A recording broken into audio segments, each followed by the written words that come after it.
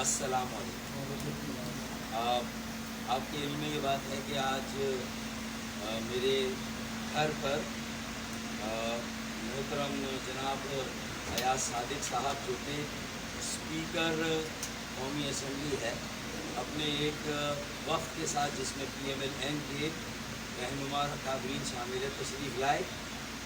یہاں میرے ساتھ میرے دوست، میرے ساتھی، میرے رفقا بھی موجود تھے، اور بنیادی طور پر یہاں ان کی آمد کا مقصد گزشتہ دنوں میری والدہ محترمہ کا انتقال پرملال ہوا، تو اس سلسلے میں یہ اظہار تعزیت، اظہار افسوس اور اظہار ہمدردی اور یکجہتی کے لیے آئے۔ میں ان کا بے انتہا شکر گزار ہوں کہ یہ میرے غم کو بانٹنے کے لیے آئے، میرے غم میں شریک ہوئے، اور ان کے دیگر رفقا کی طرف سے بھی انہوں نے اسی طرح کے خیالات کا اظہار کیا۔ جہاں میں نے ان کا شکریہ ادا کیا، وہیں پر ظاہر ہے کہ جب سیاسی پس منظر سے کوئی تعلق ہو اور ایسے افراد آپس میں بیٹھیں تو وہاں پر سیاسی گپ شپ نہ ہو، یہ ممکن ہی نہیں۔ اور اگر میں صرف یہاں آپ کو اظہار تعزیت کی بات کروں گا تو آپ بھی یقیناً اسی لیے آئے ہیں، اور آپ نے بھی میری والدہ جن کا ایک بڑا کردار رہا میری تربیت میں، اور آج جو کچھ میں ہوں اپنے والدین کی تربیت کے نتیجے میں، اور اللہ تعالیٰ نے آج جو مجھے نوازا اور جو کچھ میں اپنے لوگوں، اپنے شہر، اپنے صوبے اور ملک کے لیے کر سکا، الحمدللہ اس میں بھی میری والدہ کی دعاؤں کا بڑا دخل ہے، ان کی تربیت کا بڑا دخل ہے۔ اور ہم سب نے یہ دعا کی کہ اللہ تعالیٰ انہیں غریب رحمت کرے اور ہم سب کو بہت صبر اور صبر جمیل عطا کرے، اور اس کے ساتھ ساتھ ان کی دعاؤں کا اور دعاؤں کی برکات کا سلسلہ بھی ہم پر قائم و دائم رہے، اور ان کی اچھی باتوں، نصیحتوں اور اچھے کاموں کو ہم آگے بڑھائیں۔ تو اسی لیے جو باتیں ہماری ہوئیں اس میں نے اسی بات کو دوبارہ سے اس کی تجدید کی جو ہم 2010 میں کرتے تھے، کہ کسی ایک فرد، ایک طبقے اور ایک جماعت کے بس میں نہیں ہے کہ اس ملک کے مسائل کو حل کیا جائے۔ کسی ایک فرد، ایک طبقے، ایک جماعت کے بس میں نہیں ہے کہ کراچی کے مسائل کو حل کیا جائے، اور اس کے لیے ہمیں ایک وسیع البنیاد اشتراک عمل کی ضرورت ہے، ایک قومی ایجنڈے کی ضرورت ہے، charter of stability for progress and development, یعنی کہ چارٹر آف اکانومی بنیادی طور پر۔ تو میں سمجھتا ہوں کہ پرائم منسٹر صاحب نے بھی حال ہی میں یہ بات کی تھی، تو میں 2010 میں جو ہم نے بات کی تھی، میں پرائم منسٹر صاحب کی اس بات کی تائید کرتا ہوں اور حمایت کرتا ہوں، اور جو چارٹر آف اکانومی بنے، اپوزیشن کی جماعتیں اور حکومت کی جماعتیں اس پر متفق ہوں، تاکہ اگلے انتخابات کے بعد جو جماعتیں حکومت میں جائیں وہ بھی اس چارٹر کی پابند رہیں، اور جو جماعتیں اپوزیشن میں جائیں وہ بھی اس چارٹر کی حامی رہیں۔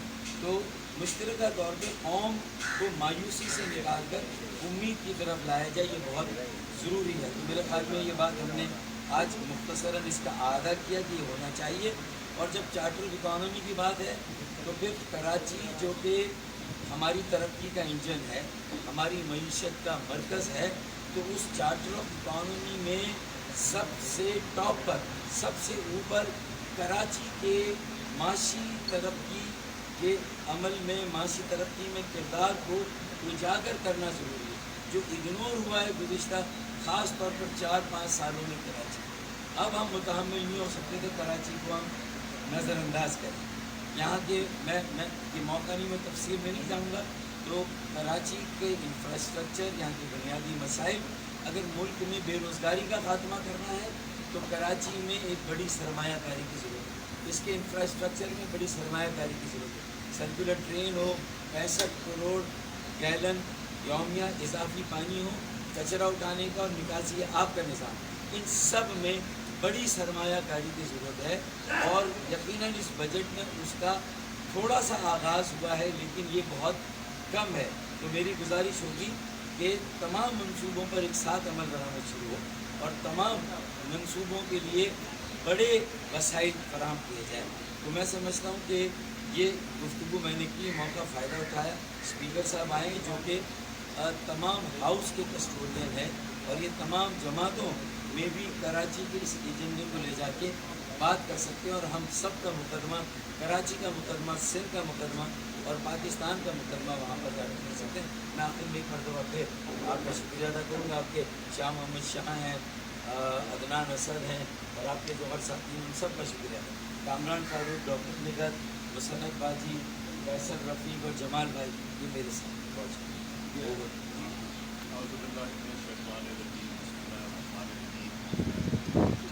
آپ کو بھی موضوع میں تشریف لائے.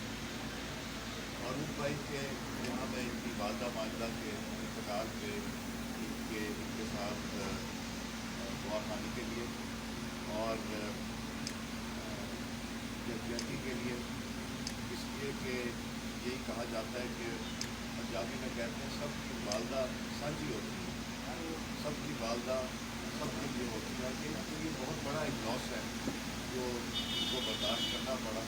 اللہ تعالیٰ ان کو جنت الفردوس میں جگہ عطا فرمائے، ان کے درجات بلند کرے. دعا گو ہے. معروف بھائی کے ساتھ میرا تقریباً 20-22 سال کا تعلق ہے، اور 15 سال تو ہم نے تقریباً آدھا سال، ہر وہ 15 سال کا کسی نہ کسی فورم پہ، چاہے پارلیمنٹ ہو چاہے کمیٹی ہو، وہاں پہ اکٹھا گزارا. اور ان کی مہربانی ہے. مجھے ابھی بھی اسپیکر کہتے ہیں. میں اسپیکر تھا مگر ان کے شاید دل کا اسپیکر ہوں. اور اچھا وقت گزرا، وقت سخت گزرا، مواقع آئے جہاں ان کے اوپر مشکلات آئیں، ایسے موقع آئے ہم پہ مشکلات آئیں، مگر ہم نے ایک رابطہ منقطع نہیں کیا. آج جو اسلام آباد میں گورنمنٹ ہے اس کو میں یونٹی گورنمنٹ کہتا ہوں، اور اس یونٹی گورنمنٹ کا مقصد یہ ہے کہ کسی بھی صوبے کو محرومی کا احساس نہیں ہونا چاہیے، چاہے وہ بلوچستان کی پارٹی ہے، چاہے وہ کراچی کی پارٹی ہے، چاہے وہ سندھ کی پارٹی ہے، یا وہ پنجاب یا کے پی کی جماعت ہے. ان سب کا پاکستان میں اتنا ہی اسٹیک ہے جتنا میرا یا فاروق بھائی کا. اور جب ہم نے سب کو اکٹھا بٹھایا تو بہت کچھ سیکھنے کو ملا. شاید صدیوں کے بعد اس طرح کی ایک حکومت بنی ہے جس میں سب کی یہ سوچ ہے کہ پاکستان کے لیے ہم سب مل کے کیا بہتری لا سکتے ہیں. اور اگر کوئی یہ کہے کہ 22 کروڑ کی آبادی میں ایک جماعت سارے فیصلے کر کے اور بہتر سے بہتر نتائج لا سکتی ہے، تو میرا یہ خیال ہے کہ شاید یہ مناسب نہیں ہوگا.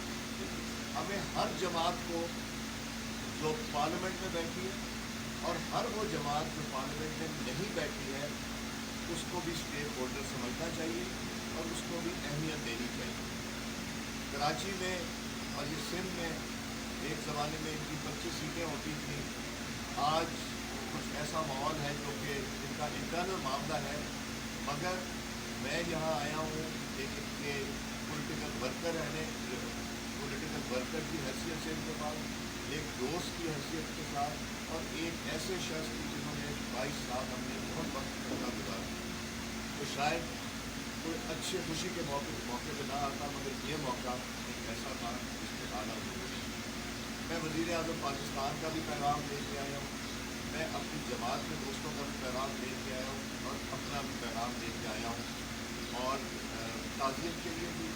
اور یہ ان سے گفتگو آج ہوئی کہ مل کے پاکستان کو کس طرح بہتر کیا جا سکتا. ہمارے دوست ایم کیو ایم پاکستان والے بھی ہیں، باقی جو پاکستان ایم کیو ایم کے فیکشنز ہیں ان سب سے دوستی ایک تعلق ہے.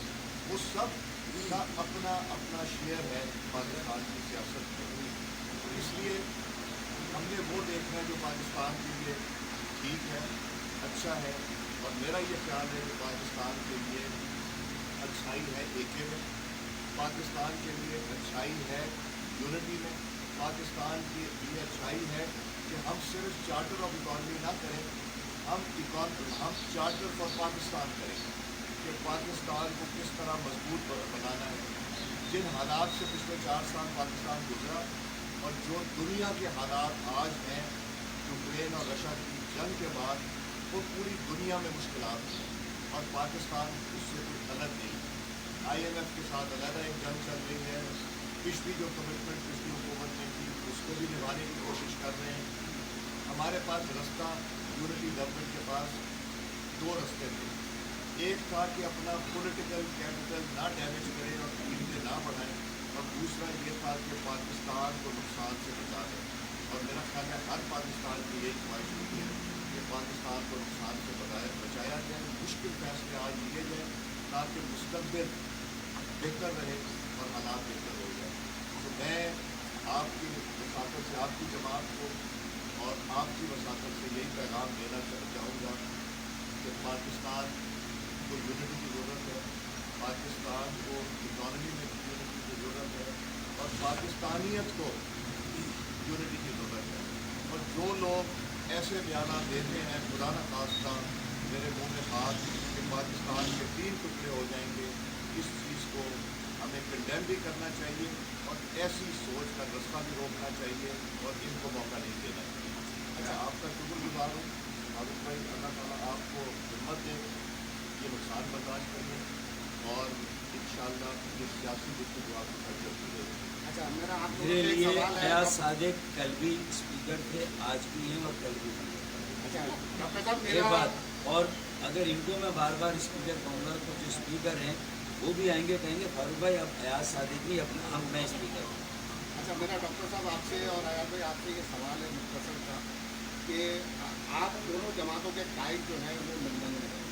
ایک تو مجھے یہ بتا دیجیے گا کہ ان دونوں قائد کے آنے میں آپ حکومتی سطح پر جو کوششیں کر رہے ہیں، خاص طور پر میاں نواز شریف کے لیے، تاکہ وہ پاکستان کب آئیں گے، یا NPM کے جو قائد وہاں پر ہیں وہ پاکستان آنے میں آپ ان کو کوئی مدد کریں گے. دوسرا یہ بتا دیجیے گا کہ آپ مستقبل میں کچھ ایسا دیکھ رہے ہیں کہ NPM کے سارے دھڑے مل کر ایک جگہ پر ہو کر الیکشن لڑیں اور کراچی اور سندھ بھر میں جو ہے وہ کامیابیاں سمیٹیں، کیونکہ اگر ایسا نہیں ہو سکا تو آنے والے وقت ابھی جو ضمنی انتخابات میں نکل گیا ہے وہ یہ بتا رہا ہے کہ کراچی پھر NPM کا نہیں ہوگا. آپ نے تو 3 سوال کر دیے. ایک ہی سوال سر، یہ 2 سوال ہیں سر. پہلے سوال کا تو یہ جواب ہے کہ آپ سب جانتے ہیں کہ میاں نواز شریف صاحب اور ان کی فیملی کے ساتھ جو ظلم اور زیادتی کی گئی، ایک پیسے کی کرپشن نہ نکلی تو ان کو اپنے برف و تار سے تنخواہ نہ لینے کو ڈسکوالیفائی کیا گیا.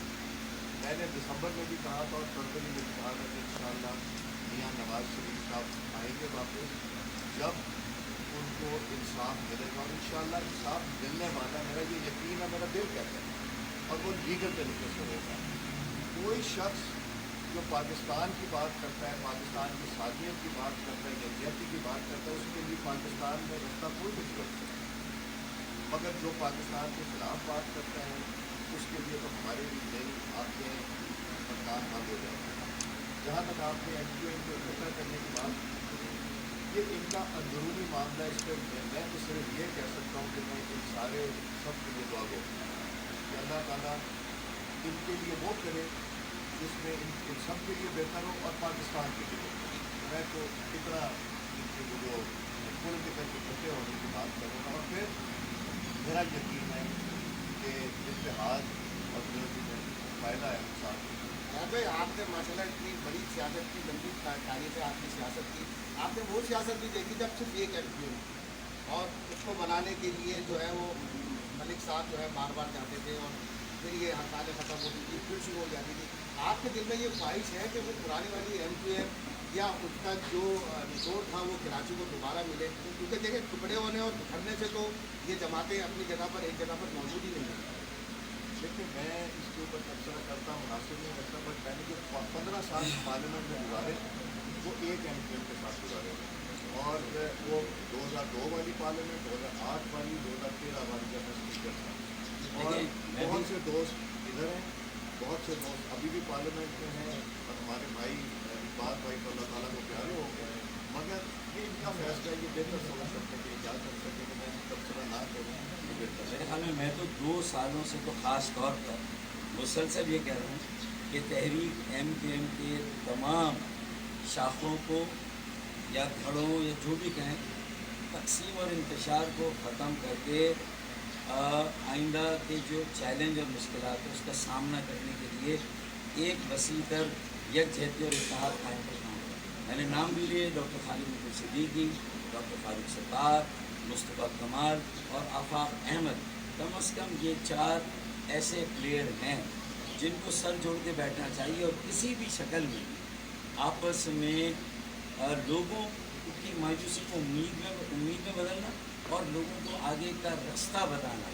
अगर ये लीडरशिप का यही काम है, लीडरशिप ये काम नहीं करती तो फिर दास्तान तक ना होगी, दास्तान बना।